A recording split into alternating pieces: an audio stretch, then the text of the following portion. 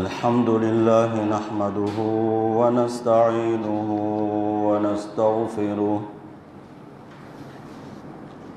ونستغفره ونؤمن به ونتوكل عليه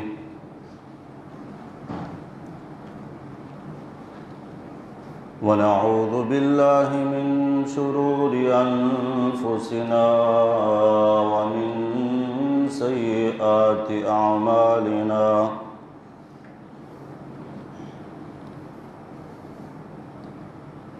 من يهده الله فلا مضل له ومن يضلل فلا هادي له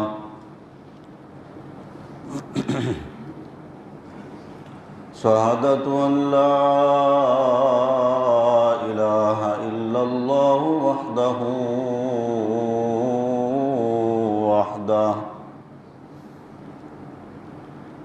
وحده لا شريك له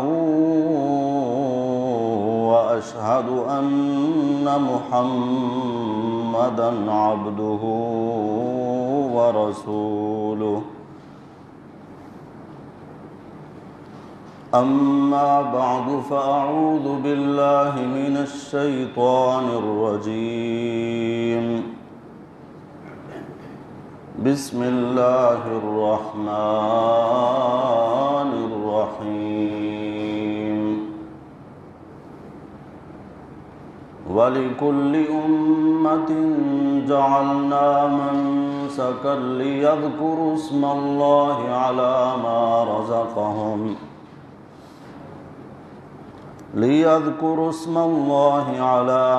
رزقهم من بهيمة الأنعام فإلهكم إله واحد فله أسلموا وبشر المخبتين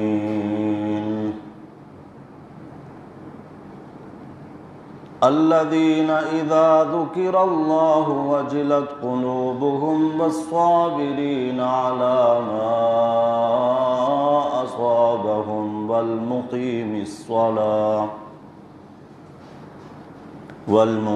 الصلاة ومما رزقناهم ينفقون صدق الله وصدق رسوله النبي الأمين الكريم ونحن على ذلك لمن الشاهدين والشاكرين والحمد لله رب العالمين اللهم صل على محمد وعلى آل محمد كما صليت على إبراهيم وعلى آل إبراهيم إنك حميد مجيد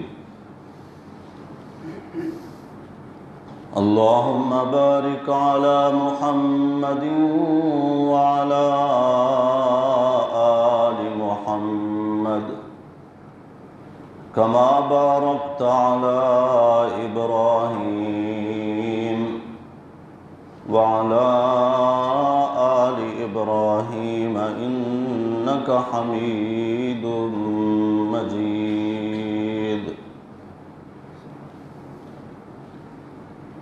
بزرگان محترم، برادران عزیز،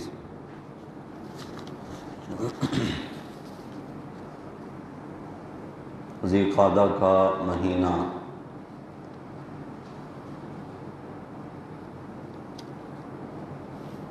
آخری عشرہ اس کا چل رہا ہے۔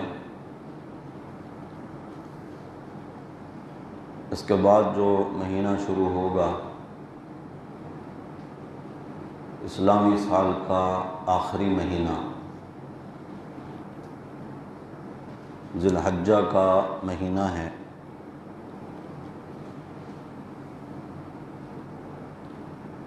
ذی الحجہ کے مہینہ میں پوری دنیا کے مسلمان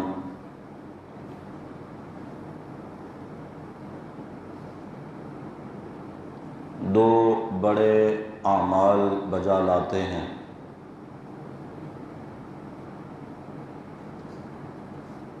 کچھ خوش قسمت لوگ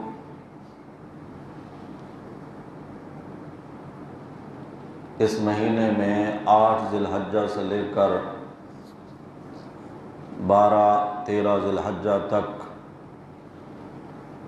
حج کے اعمال بجا لاتے ہیں اور فریضہ حج ادا کرتے ہیں۔ حج چونکہ ایک مخصوص جگہ پر ہوتا ہے، باقی پوری دنیا کے مسلمان جو وہاں نہیں پہنچ سکتے وہ قربانی والا عمل کرتے ہیں۔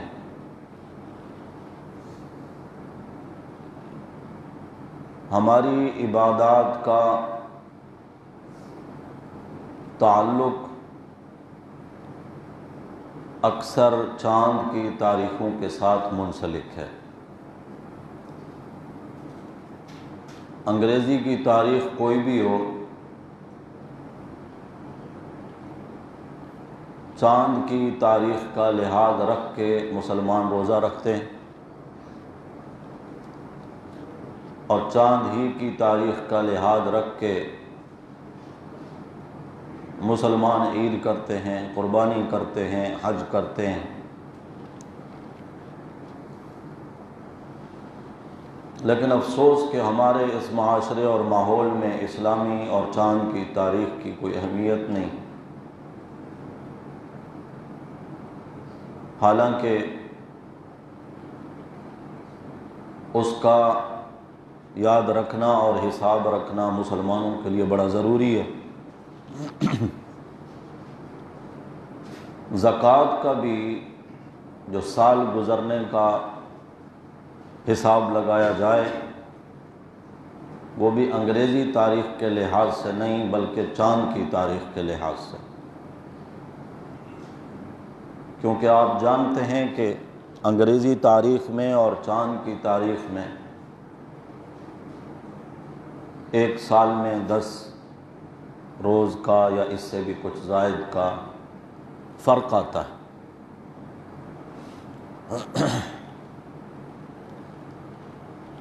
قربانی جو آیات مبارکہ میں نے آپ حضرات کے سامنے تلاوت کی ہیں،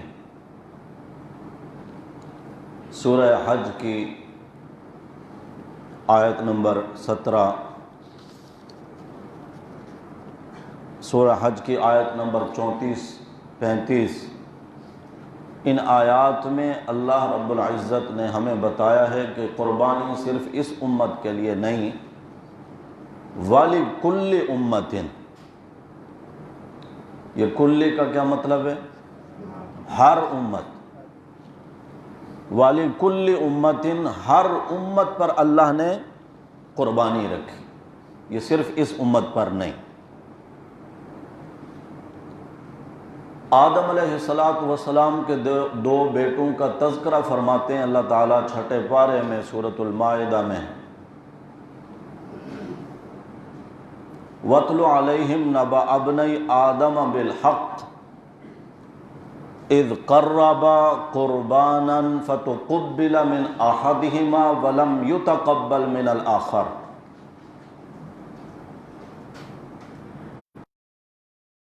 السلام کے 2 بیٹوں نے اللہ کے حضور قربانی پیش کی، ایک کی قربانی کو اللہ نے قبول فرمایا، دوسرے کی قربانی کو اللہ نے رد فرما دیا۔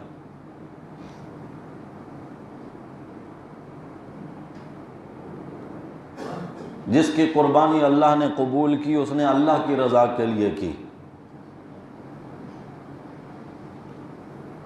جس کی قربانی رد ہو گئی اس نے دکھلاوے کے لیے کی تھی کہ بھائی کر رہا ہے میں نہ کروں۔ جس کی قربانی قبول ہو گئی اگرچہ وہ تھوڑی تھی لیکن اخلاص کے ساتھ تھی، اگرچہ ادنا چیز تھی مگر اللہ کی رضا کے لیے تھی،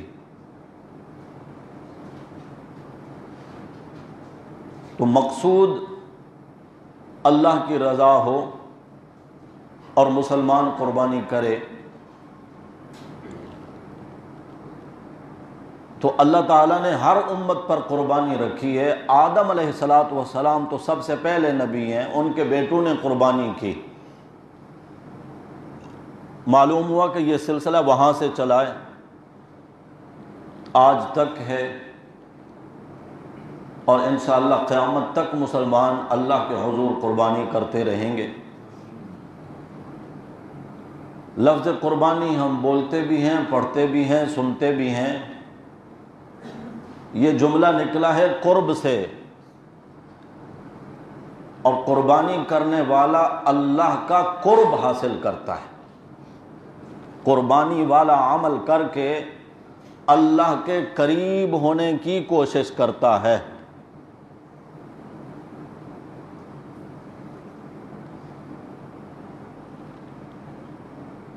میارے نبی صلی اللہ علیہ وسلم سے صحابہ کرام سوال کرتے ہیں، یا رسول اللہ صلی اللہ علیہ وسلم، یہ قربانی کیا چیز ہے؟ فرمایا کہ یہ تمہارے باپ ابراہیم علیہ السلام کی سنت ہے۔ صحابہ عرض کرتے ہیں، مالنا یا رسول اللہ، مالنا فیہا یا رسول اللہ، ہمارے لیے اس قربانی میں کیا ہے؟ آپ نے فرمایا کہ قربانی کے جانور کے ہر بال کے بدلے میں نیکی۔ صحابہ نے عرض کیا، یا رسول اللہ، وہ جانور جن کے جسم پر بال نہیں ہوتے بلکہ اون ہوتی ہے، اور اون جو ہے وہ بال کے مقابلے میں بہت زیادہ باریک ہوتی ہے، ان کے لیے فرمایا اون کے بھی ہر بال کے بدلے میں ان کے لیے نیکی۔ جانور کے جسم پر جو بال ہوتے ہیں وہ گنے جا سکتے ہیں، بے شمار۔ شریعت کا مقصود اور آپ صلی اللہ علیہ وسلم کا فرمان بھی اسی معنی میں ہے کہ قربانی کرنے والے کو اللہ بے شمار نیکیاں عطا فرماتے ہیں۔ اس کا یہی مطلب نہیں ہے کہ اگر 1,00,000 بال ہیں تو بس صرف 1,00,000 کی نیکی ملے گی، بلکہ اصل مقصود یہ ہے کہ بے شمار، گنتی میں نہیں آتی وہ نیکیاں۔ اللہ کے رسول صلی اللہ علیہ وسلم نے قربانی کو حضرت ابراہیم علیہ السلام کی سنت فرمایا۔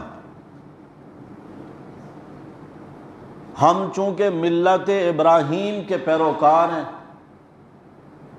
گزشتہ جمعہ کے ہمارے بیان میں جو افراد احباب حاضر تھے ان کو یاد ہوگا ملت ابراہیم پر کچھ گفتگو ہوئی تھی۔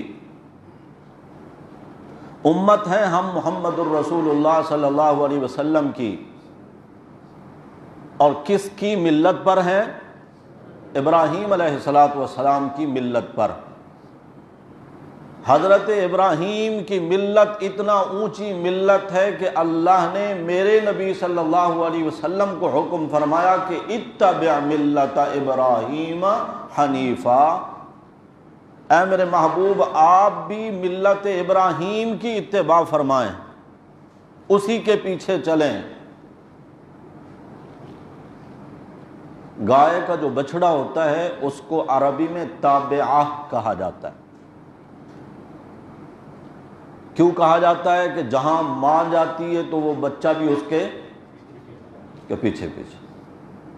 یہ لفظ اتباع اسی سے نکلا ہے۔ قدم با قدم ابراہیم علیہ السلام کے نقش قدم پر چلنا ہے، یہ ملت ابراہیم ہے۔ تو معلوم ہوا کہ سنت ہے قربانی ابراہیم علیہ السلام کی۔ یاد رکھنا چاہیے کہ قربانی قبول بھی اسی کی ہوگی جو ابراہیم علیہ السلام جیسی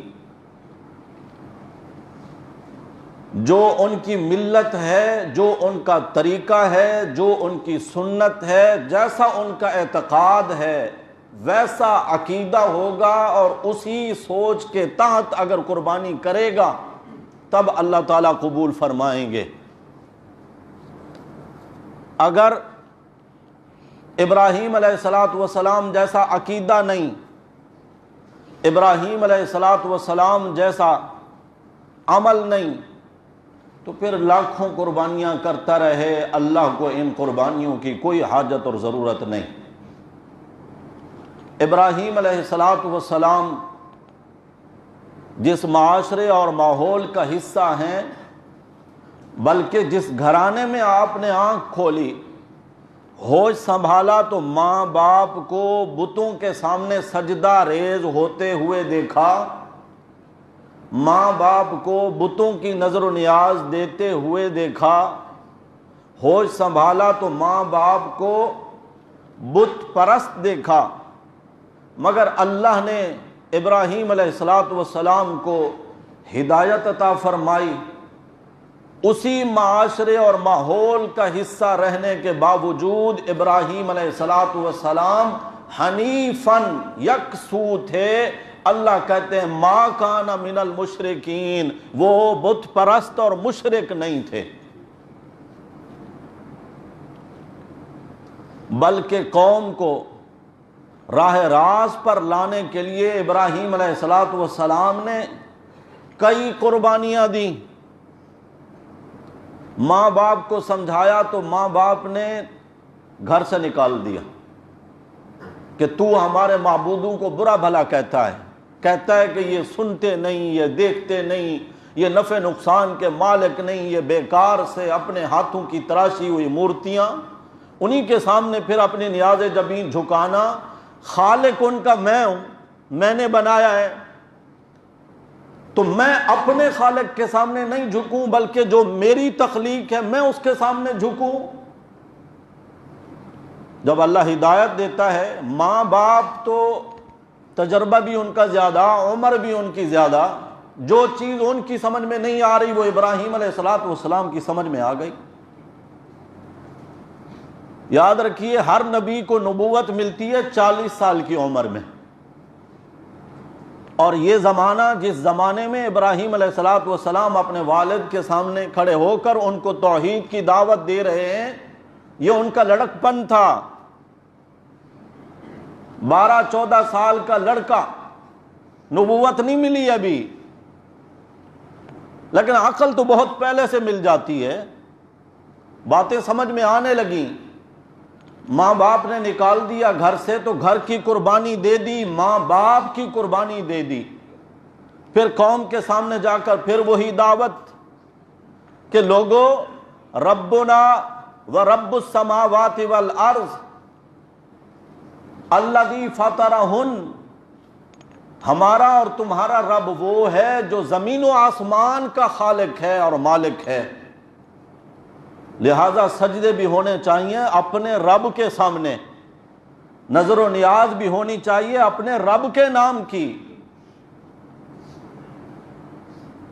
قوم نے جب نہیں مانا تو قوم کو ان کے معبودان باطلہ کی بے بسی دکھانے کے لیے ابراہیم علیہ السلام قوم کے میلے کے دن، جس دن ساری قوم میلے کے لیے چلی گئی تو ابراہیم علیہ السلام پہنچ گئے مندر میں،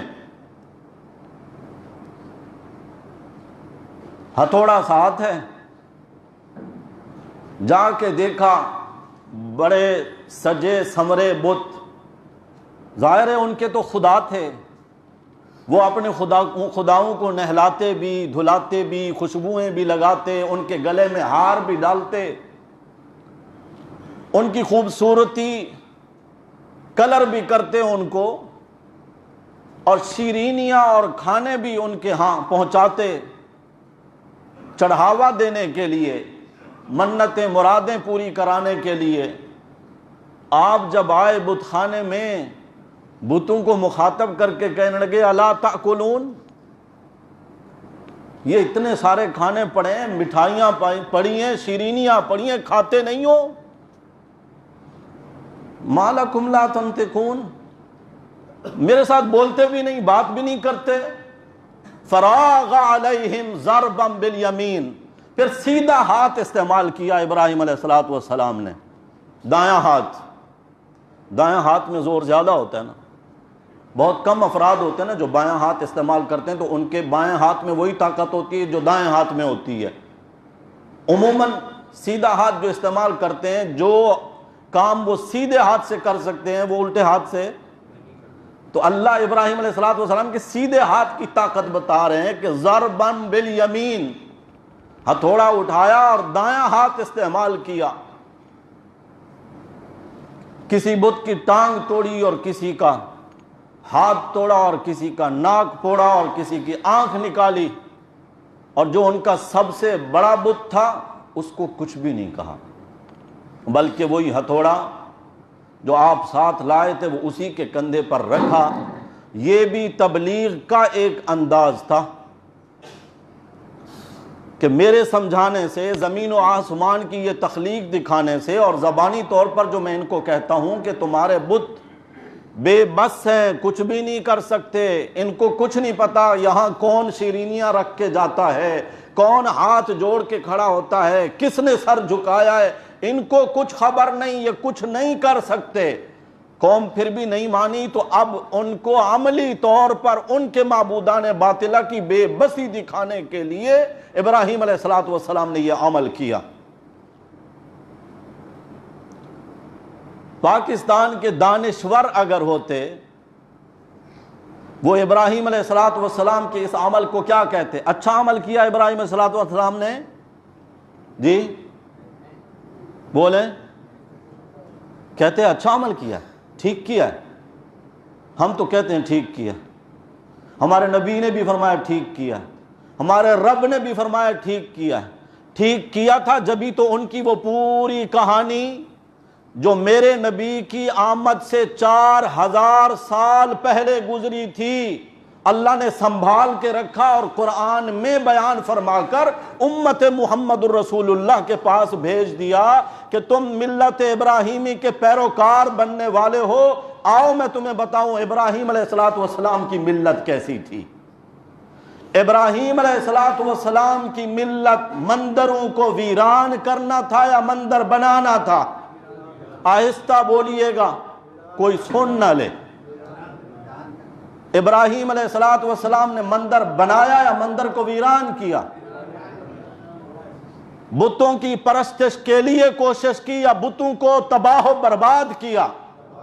یاد رکھیے، قربانی اسی کی اللہ قبول فرمائیں گے جو ابراہیم علیہ السلام کی ملت اور طریقے پر ہوگا. مندر بنا کر، پوجا پاٹ کی اجازت دے کر، کوئی یہ نہ سمجھے کہ میری بھی قربانیاں اور میں بھی مسلمان اور میں بھی ملت ابراہیمی کا پیروکار. شراب کی بوتل پر روح افزا لکھ دینے سے وہ روح افزا نہیں بنے گی. کافروں والے عمل کر کے مسلمان کہلانے سے کوئی فرق نہیں پڑتا.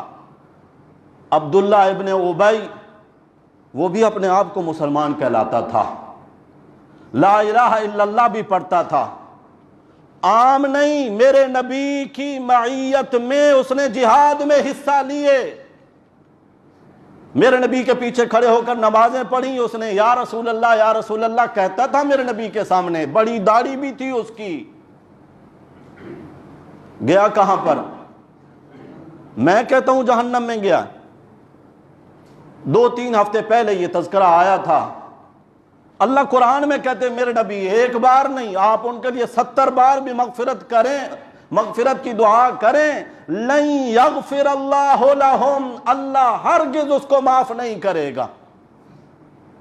محض کلمہ پڑھ لینے سے، سجدے کر لینے سے بندہ مسلمان نہیں بنتا. مسلمان ہونے کے لیے دل کا مسلمان ہونا ضروری ہے. جو آیت کریمہ سورہ حج کی 34ویں نمبر کی میں نے خطبے میں تلاوت کی ہے، اللہ فرماتے ہیں ہر امت کے لیے قربانی ہے. کیوں؟ لِيَذْكُرُ اسْمَ اللَّهِ، تاکہ اللہ کا نام بلند کریں اپنے جانوروں پر۔ کون ہے؟ الہکم الہ واحد، تمہارا رب وہ اکیلا الہ ہے، اکیلا عبادت کے لائق ہے۔ فَلَهُ أَسْلِمُوا، اسی کے سامنے جھک جاؤ، اس ایک کے سامنے جھک جاؤ۔ ابراہیم علیہ السلام نے جب ان کی یہ حالت بنائی، قوم شام میں واپس آئی، سب سے پہلے تو معبودوں کو سلامی دینی تھی۔ جو ہندو معاشرے میں رہتے ہیں وہ تو خوب جانتے ہیں، اور جن کے ہاں یہ مندر وندر قریب میں نہیں ہے تو وہ بھی ایک قوم کو دیکھتے ہیں دور سے سلامی کرتے ہوئے، کسی جھنڈے کو سلامی دیکھیے کبھی؟ صرف ہیر پھیر ہے، فرق ہے تھوڑا سا، باقی بت تو وہی ہیں جو ہر ایک نے اپنے دل میں بٹھا رکھے۔ قوم نے دیکھا ہمارے بتوں کی یہ حالت، آپس میں باتیں کرنے لگے، یار کون ہو سکتا ہے ایسا ظالم، ہمارے تو پورے معاشرے میں کوئی ایسا نہیں۔ تو کسی نے کہا کہ بس ایک ہی بندہ ہے جو اکثر ہمارے معبودوں کے بارے میں کہتا ہے کہ وہ کچھ نہیں کر سکتے، وہ سن نہیں سکتے، دیکھ نہیں سکتے، نفع نقصان کے مالک نہیں، اس کے علاوہ کون ہو سکتا ہے؟ کہنے پکڑ کے لاؤ ان کو سامنے۔ حضرت ابراہیم آئے، اے ابراہیم اانت فعلت ھذا بآلہتنا، یہ آلہہ جمع ہے الہ کی، آلہہ جمع ہے کون سا الہ؟ لا الہ الا اللہ، اللہ کے سوا الہ کوئی نہیں۔ تو وہ اپنے ان معبودوں کو کیا سمجھتے تھے؟ الہ۔ بہت سارے جمع ہو گئے تو آلہہ، وہ کہتے ہیں اانت فعلت ھذا بآلہتنا، ہمارے الہوں کے ساتھ تو نے ایسا کیا ہے یا ابراہیم؟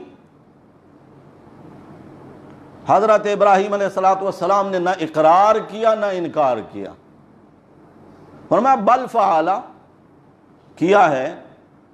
کس نے کیا؟ یہ بھی نہیں کہ میں نے کیا، کسی اور نے کیا، البتہ بات کو گھمایا، کبیرہم ھذا، یہ بڑا جو کھڑا ہے صحیح سلامت، باقیوں کی دیکھ بھال تو اسی نے کرنی تھی نا۔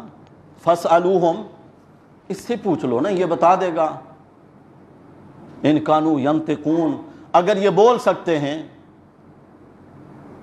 اس سے پوچھو، فاسألوہم ان کانوا ینطقون۔ اللہ تعالیٰ فرماتے ہیں ثم نکسوا علی رؤوسہم، سب کے سر جھک گئے۔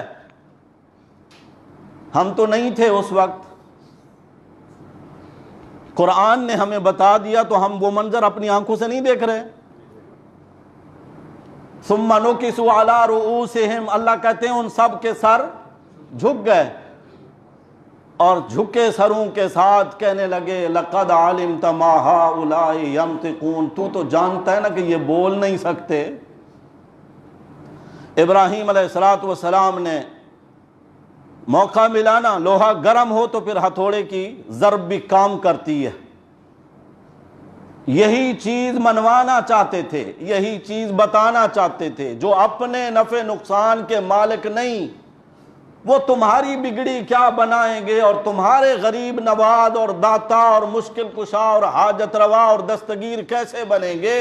افتعبدون من دون اللہ، ابراہیم علیہ السلام ایسوں کی عبادت کرتے ہو تم اللہ کے سوا، ما لا ینفعکم شیئا ولا یضرکم، جو تمہارے ذرہ برابر بھی نفع نقصان کے مالک نہیں۔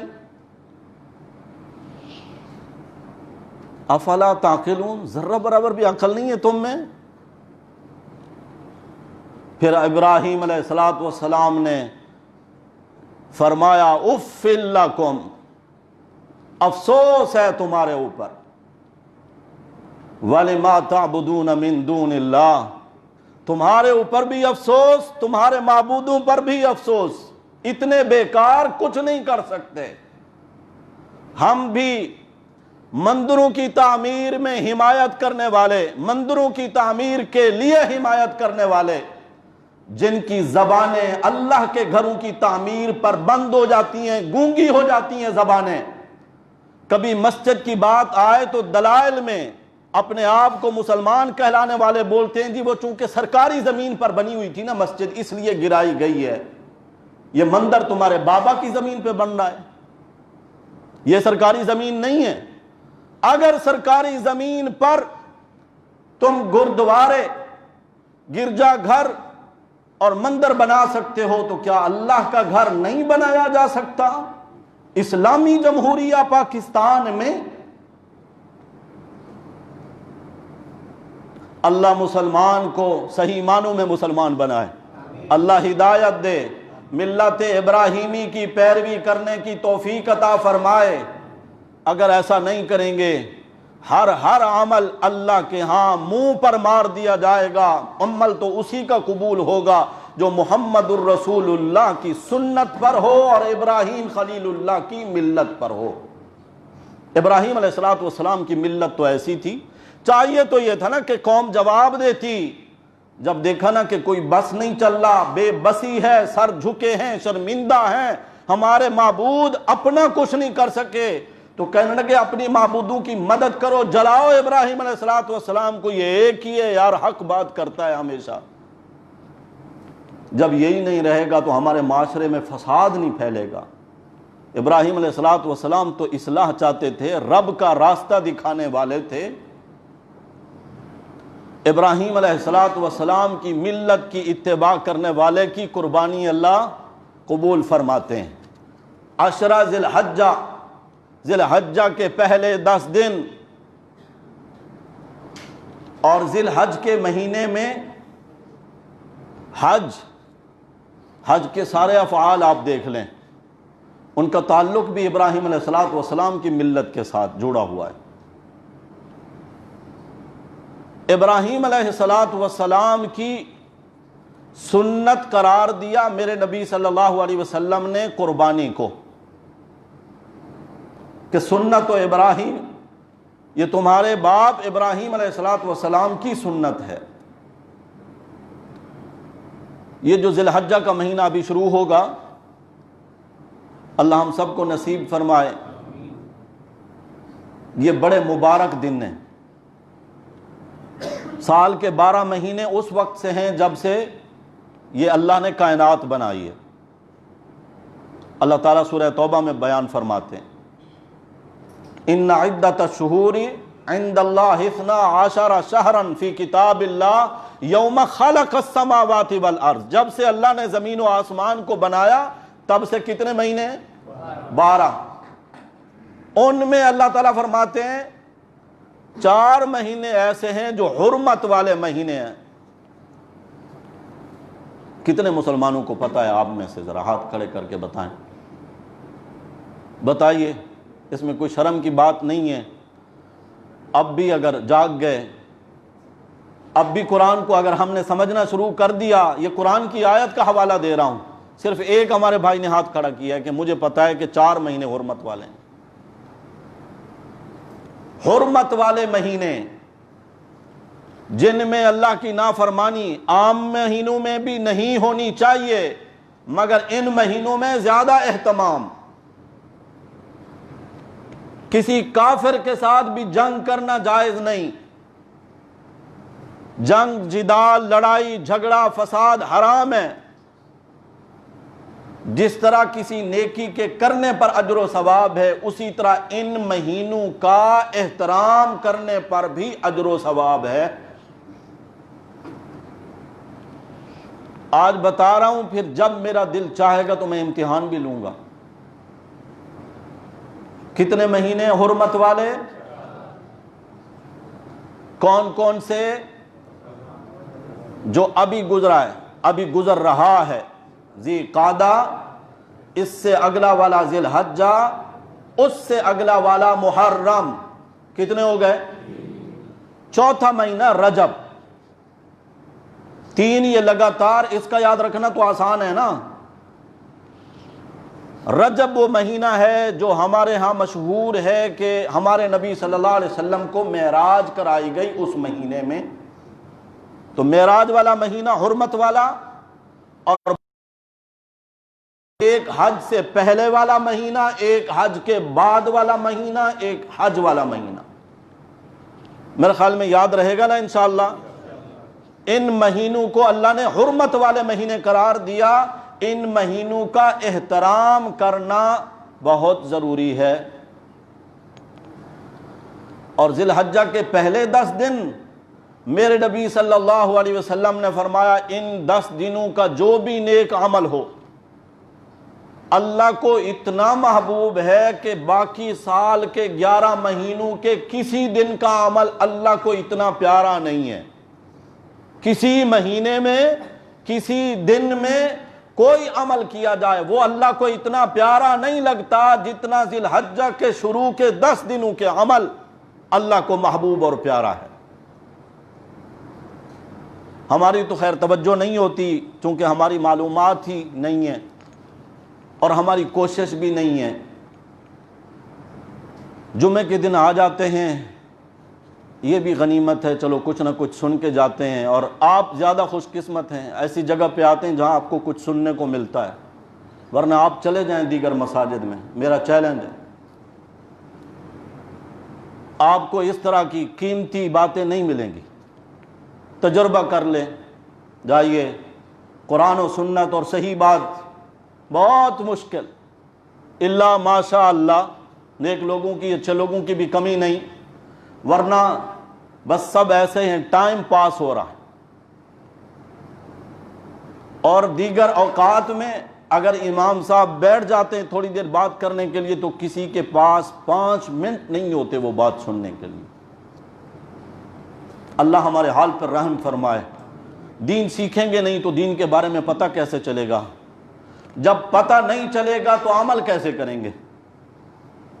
عشرہ ذی الحجہ کے بارے میں ایک بات تو یہ سمجھ لینا کہ ان دنوں کا عمل باقی پورے سال کے تمام ایام سے زیادہ اللہ کو پسند ہے.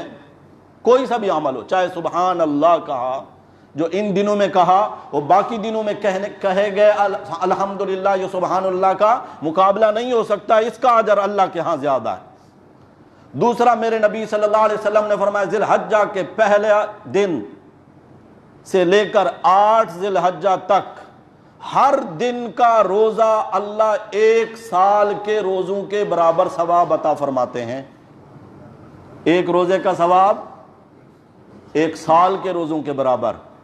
اور فرمایا 9 ذی الحجہ کا روزہ 1 سال جو گزر چکا اور 1 سال جو آئندہ آئے گا، اللہ اس ایک روزے کی برکت سے 2 سال کے گناہ بندے کے معاف فرما دیتے ہیں.